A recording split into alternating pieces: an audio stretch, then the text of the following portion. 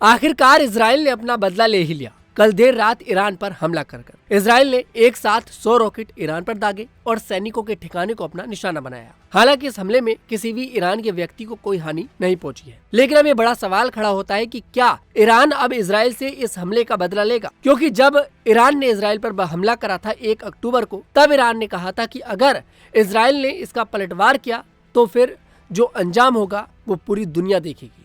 और वो अब समय आ गया है और सवाल ये खड़ा होने लगा है, क्या अब ईरान बड़ा हमला इजराइल पर करने वाला है? और इस मामले में अमेरिका ने ईरान से अपील करी है कि वो इसका पलटवार ना करे। वहीं इस मामले में अब सऊदी अरब भी कूदता हुआ नजर आया है। सऊदी अरब ने इस हमले की निंदा करी है और इसे अंतर्राष्ट्रीय उल्लंघन बताया है।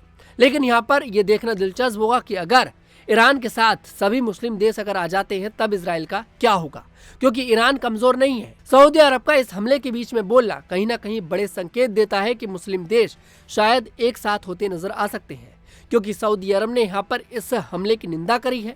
और सिर्फ सऊदी अरब नहीं, इससे पहले तमाम ऐसे मुस्लिम देश हैं जो ईरान की साइड से बोल चुके हैं। हालांकि साथ देने को खुलकर नहीं बोले हैं, लेकिन कहीं ना कहीं साथ में वो ईरान के ही खड़े हैं। अगर वर्ल्ड वॉर होता है तो ज्यादातर देश ईरान के साथ खड़े नजर आएंगे।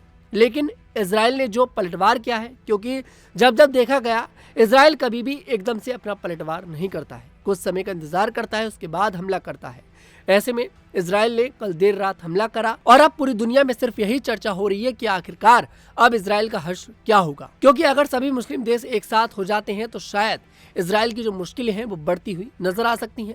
अमेरिका पहले ही इस मामले में अपील कर चुका है ईरान से भी और इजराइल से भी कि आप लोग युद्ध ना करें। और सिर्फ यहाँ पर ईरान और इजराइल की बात ना करी जाए, तमाम ऐसी कंट्रीज हैं जिनके बीच में देखिए युद्ध चल रहा है और भारत जो है कहीं ना कहीं सभी को समझाने की कोशिश भी कर रहा है। लेकिन इस युद्ध के बीच में सऊदी अरब की ये प्रतिक्रिया आना कहीं ना कहीं देखिए बड़े संकेत दे रही है कि क्या कुछ बड़ा अब दुनिया में होने वाला है, क्या कुछ बड़ा अब देश में युद्ध होने वाला है। क्योंकि वर्ल्ड वॉर की शुरुआत तो तभी हो गई थी जब रसिया और यूक्रेन का युद्ध हुआ था, लेकिन उसके बाद तमाम ऐसी कंट्रीज देखी गई जिन्होंने युद्ध करना शुरू कर दिया आपस में। ऐसे में सऊदी अरब ने बीच में यहाँ पर बोला है। अगर सऊदी अरब के साथ साथ और भी कंट्रीज यहाँ पर बोलती नजर आती हैं जो मुस्लिम कंट्री हैं, तब शायद जरूर इजराइल की जो मुश्किलें हैं वो बढ़ती नजर आए और जिस तरह से इजराइल ने जो ये हमला करा है उसको पलटवार में भारी नुकसान उठाना पड़ सकता है।